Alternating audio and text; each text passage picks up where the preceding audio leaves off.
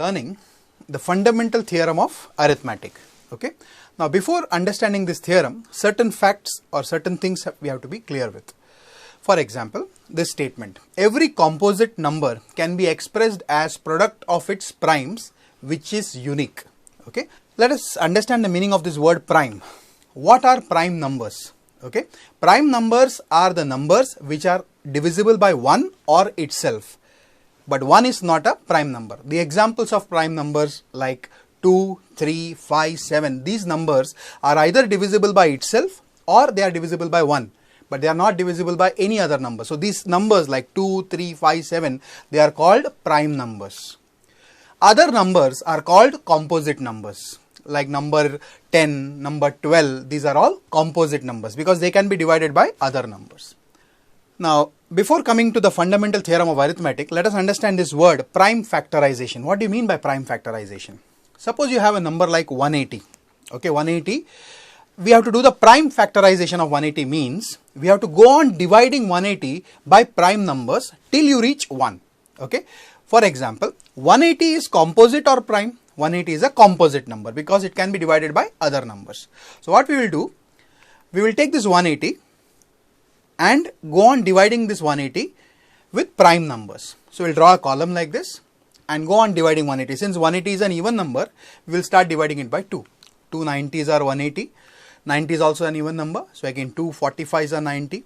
Now 45 is not an even number, so we'll divide it by 3. So 3 15s are 45.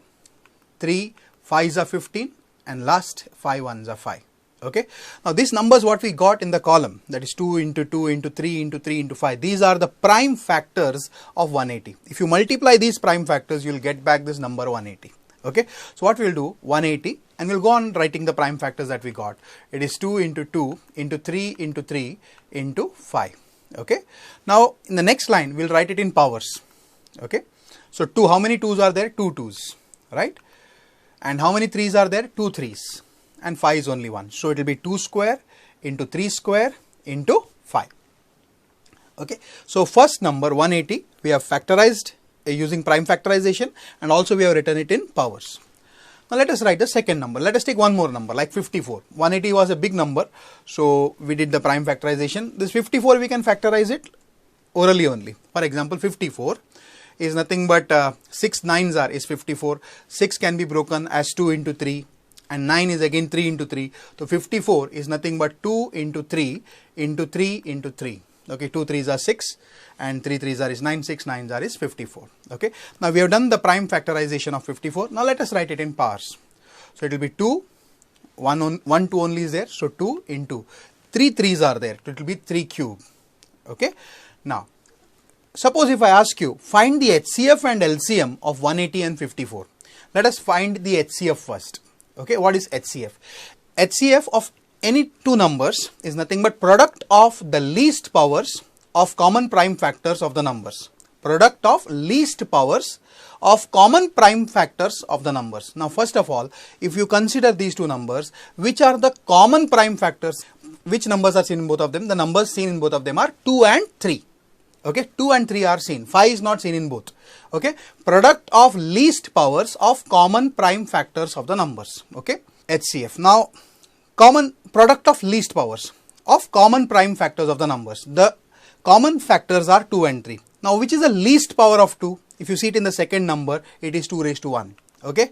Now, which is the least power of 3? If you see both the numbers, in the first number we have 3 raised to 2, in the second number we have 3 raised to 3. Which is the least power? The least power is 3 raised to 2. So, HCF is nothing but the product of least powers of common prime factors.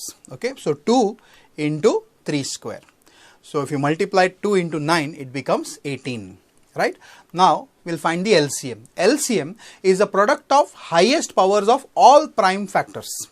Product of highest powers of all prime factors. So LCM, product of highest powers. So the factors here are 2, 3 and 5. What is the highest power of 2 if you see both the numbers? It is 2 square. Okay. And what is the highest power of 3 if you see both the numbers? It is 3 cube. And 1 5 is also there. Product of highest powers of all prime factors. So it will be what? 2 square into 3 cube into 5.